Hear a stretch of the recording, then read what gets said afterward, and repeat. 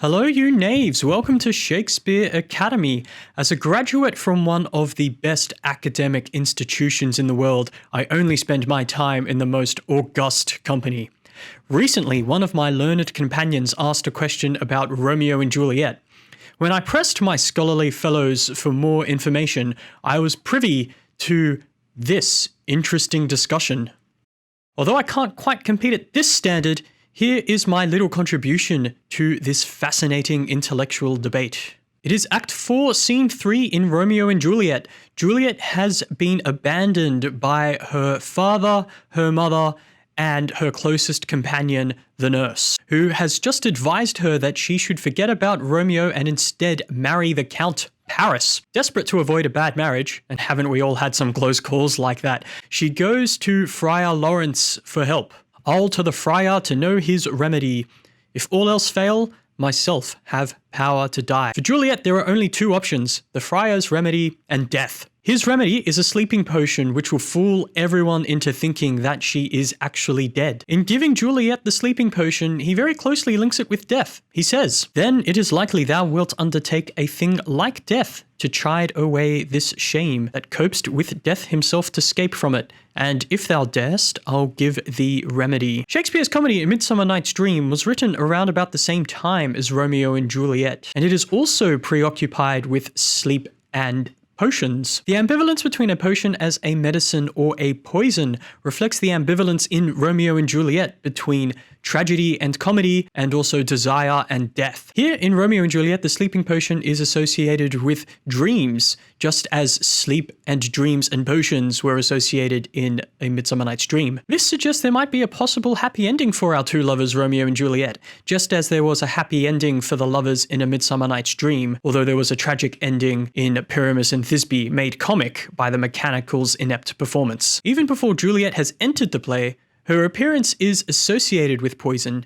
In Act 1, Scene 2, Benny is talking to Romeo, who is moping about Rosaline, who won't return his affection. Benny tells Romeo, "Take thou some new infection to thy eye, and the rank poison of the old will die." Juliet is the new infection, but she will cause much more pain than Rosaline. This is echoed in much of what Friar Lawrence says in this play. When we first meet him, he is collecting some medicinal herbs, and he reflects on the dual nature of these plants. He says, "Within the infant rind of this weak flower, poison hath residence, and medicine power." The herbs are potentially poison and medicine. The infant rind reminds us of the fact that both Romeo and Juliet are very young. In fact, Shakespeare's Juliet is much younger than the Juliet Shakespeare found in his sources. This makes Shakespeare's Juliet a lot more dependent and a lot more vulnerable, but also a lot more courageous in many of her acts. This uncertainty and precariousness between medicine and poison we also find in Romeo. When he implores the friar to support his marriage to Juliet, he says, "Both our remedies within thy help and holy physic lie." This is a risk. The friar's judgment is questionable, and his ingredients are capable of healing and killing. Remember what the friar says to Juliet when he is introducing her to this potion. He says the sleeping potion is a thing like death, to keep away the real thing. But the distinction is not a clear one. In our scene, Act 4, Scene 3, Juliet sensibly questions the reliability of the potion. She wonders, what if this mixture do not work at all? What if it be a poison which the friar subtly hath ministered to have me dead? Juliet's suspicion of the friar is justified, even though it's not in any of Shakespeare's sources. And if we have a look at the Oxford English Dictionary, the best English dictionary from the second best English university, we find that in Shakespeare's day, subtly meant something like cunningly or treacherously. So what drove Juliet to this drastic move? She's become progressively isolated in this play. Remember, almost everyone has abandoned her. That's why in this scene, she says, "Nurse, what should she do here?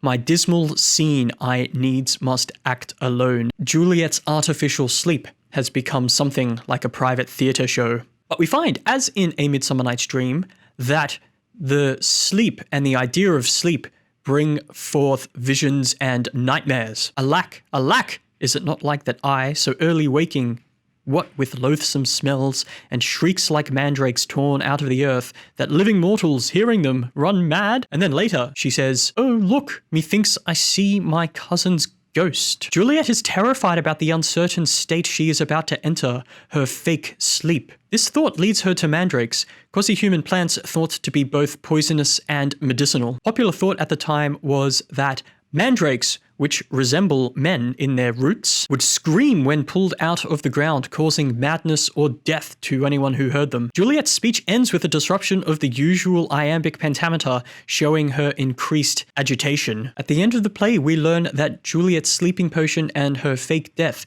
precede real poison and real death. When the friar's plan goes wrong, he abandons Juliet, and Romeo buys some real poison from the friar's evil twin, the apothecary. As Oscar Wilde would say, life imitates art. That's it for today. If you have any homework questions you want me to answer, please leave them in the comments. And don't forget to liketh and subscribeth.